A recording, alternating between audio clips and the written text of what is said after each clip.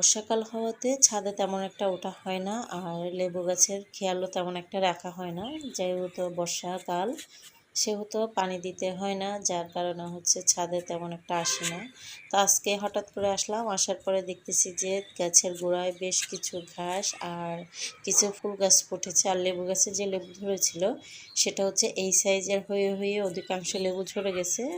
মাশাল্লাহ দিলে দুই একটা লেবু আছে, যা আছে শুকর আলহামদুলিল্লাহ।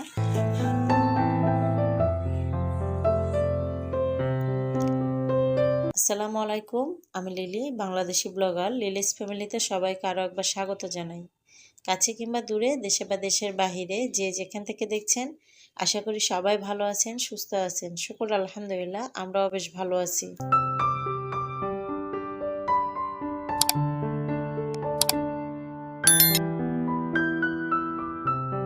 আমার আজকের ভিডিওটি আমার সংসারের দৈনন্দিন যে কাজ থাকে এবং ছোট ছোট যে হাসি খুশির মুহূর্তগুলো থাকে সেগুলো নিয়েই সাজানোর চেষ্টা করছি। আশা করি আপনাদের কাছে একটু হলেও ভালো লাগবে। ভালো লাগলে প্লিজ ছোট্ট একটা লাইক দিয়ে ভিডিওটি কন্টিনিউ করবেন। আপনি যদি আমার চ্যানেলে নতুন হয়ে থাকেন, চ্যানেলটি সাবস্ক্রাইব করে নেবেন। পাশে থাকা অল অপশনটি চালু করে দিবেন, যে কোনো সময় নতুন ভিডিও আপলোড দিলে নোটিফিকেশন পৌঁছে যাবে আপনার কাছে। আপনি আপনার মূল্যবান সময় এবং সুযোগ করে আমার ভিডিওটি দেখে নিতে পারবেন। যারা অলরেডি কাজটি করে দিয়েছেন সবাইকে অসংখ্য ধন্যবাদ। সকালে কিছু পাটিসাপটা বানাইছিলাম, সেগুলো দিয়ে নাস্তাটা সেরে নিয়েছি। আর প্রকৃতির যে রূপ সেটা তো বহু রূপে ধরা দিচ্ছে। যেহেতু বর্ষাকাল, অনবরত কিছুক্ষণ মেঘ কিছুক্ষণ বৃষ্টি, আবার কিন্তু ফাঁকে ফাঁকে রোদের মাঝেও মেঘ ডাকছে, বৃষ্টি হচ্ছে, এমন একটা অবস্থা। তো এই যে আজকে কিছুক্ষণ আগেও কিন্তু রোদ ছিল, আবার হঠাৎ করে কিন্তু দুপুরের দিকে হঠাৎ করেই কিন্তু মেঘ করে বৃষ্টি নামছে।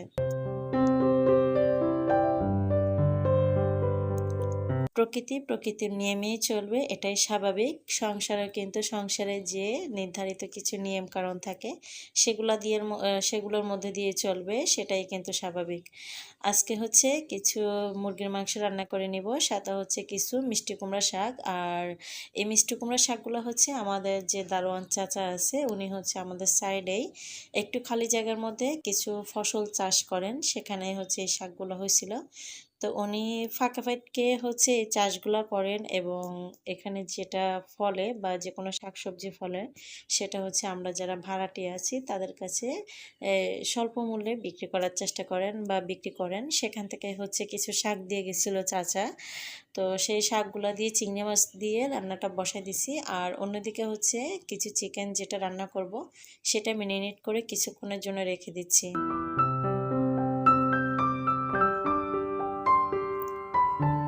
মাংস যে কোনো সময় মেরিনেট করে রান্না করলে দেখা যায় মাংসের টেস্টটা কিন্তু বেশ ভালো আসে। কারণ যখন আমরা মেরিনেট করে রাখি তখন প্রপারলিভাবে মাংসের ভিতরে যে মশলা ঢোকার সেটা কিন্তু ঢুকতে পারে, আর টেস্টটাও বেশ ভালো আসে।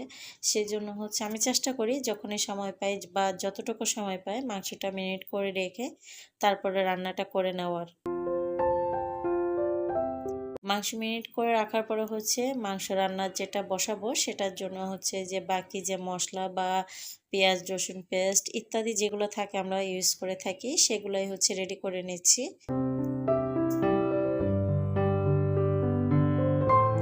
রান্নার এই কাজগুলো যদি স্টেপ বাই স্টেপ গুছিয়ে নিই বা রেডি করে রাখি একটার পর একটা বসানোর জন্য, তাহলে দেখবেন যে আপনার কাজটা অনেক বেশি সহজ হয়ে যাবে আর কোনো ঝামেলা হবে না রান্নার কাজে। তো আমি যেটা করি, রান্নার ফাঁকে ফাঁকে যে কাজটা করা উচিত সেটা আগে করে নিই, আর যেটা পরে করলে দেখা যায় যে পরে সমস্যা হবে না সেটা পরে করে নেওয়ার চেষ্টা করি। এই রান্নার কাজগুলো বসাই দিয়ে বা একটা করার পরে বসাই দেওয়ার পরে অন্য আরেকটা রেডি করে নেওয়া, গোছায় রাখা, এগুলা করেই কিন্তু আমি আমার সংসারের বাদবাকি যে কাজগুলো থাকে, যেমন ঘর মোছা, ঘর ঝাড়ু দেওয়া, বাচ্চার দেখাশোনা বা ইত্যাদি যে কাজগুলো থাকে, সাংসারিক যে কাজকর্ম আমরা ডেলি করে থাকি সেগুলো করে নিই, যার কারণে আমি অল্প সময়ের মধ্যে বেশি কাজ করতে পারি। এই যে দেখেন, আমি কিন্তু এখানে আমার যত যাবতীয় মশলা দেওয়া সবগুলা দিয়ে রেডি করে রেখে দিচ্ছি, কারণ আমার শাক রান্না যখন হয়ে যাবে সেটা নামাইয়ে আমি এটা বসাই দিয়ে আমার আদার যে কাজগুলো আছে সেটাই করে নিতে পারবো। এতে করে আমার অল্প সময়ে বেশি কাজ করার সুযোগটা তৈরি করে নিতে পারতেছি।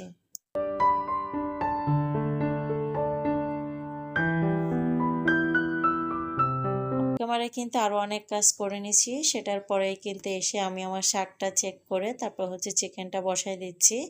কারণ কাজের ফাঁকে যদি কাজ না করি, একটা কাজ করতে দিয়ে যদি বসে থাকি, অলস সময় কাটায়, দেখা যায় যে সংসারের কাজ কিন্তু নির্দিষ্ট সময়ের মধ্যে শেষ করতে পারি না বা করা যায় না। যদি আপনি স্টেপ বাই স্টেপ কাজগুলো করেন তাহলে কিন্তু সম্ভব সময়ের মধ্যে তো সব কাজগুলো করে নেওয়ার। আজকে কিন্তু বাচ্চারা বাইরে চলে গেছে, আর এরপরে হচ্ছে স্কুলে গেছে। এরপরে হচ্ছে আমি আমার যে কাজগুলো সেগুলো করে নিচ্ছি স্টেপ বাই স্টেপ।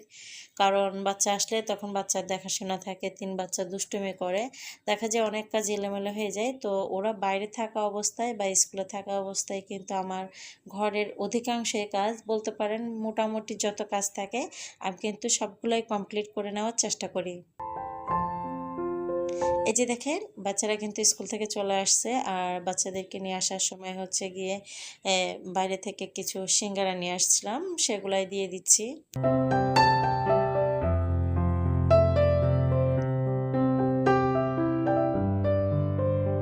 বাচ্চাদের কাপড়-চোপড় চেঞ্জ করে দিছি। এরপরে হচ্ছে হাত মুখ ধুইয়ে কিছু সিঙ্গারা যেটা আনছিলাম সেটাই দিয়ে দিছি। এগুলো বাচ্চারা খেয়ে নেবে। আর এরপরে কিন্তু গোসল, দুপুরের খাবার-দাবার এগুলো সব কন্টিনিউ করিয়ে দিতে পারবো। যেহেতু আমার হাতের কাজগুলো নাই বা হাতের কাজগুলো কমপ্লিট করে ফেলছি, সেহেতু আমার আর সমস্যা হবে না।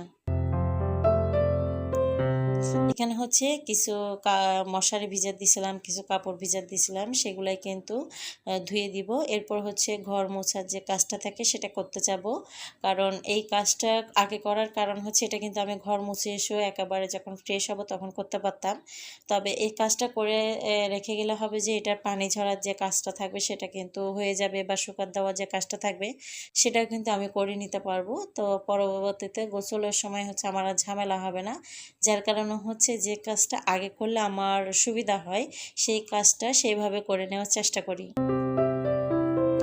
মশারিতে হচ্ছে আমার অতিরিক্ত ময়লা টানে, যার কারণে হচ্ছে প্রত্যেক সপ্তাহে একবার করে মশারি ধুতে হয়। তো এই কাপড়টা এমনই কেন জানি না, এর আগে যে মশারিগুলো ইউজ করছি সেগুলোতে কিন্তু এই প্রবলেমটা হয় নাই।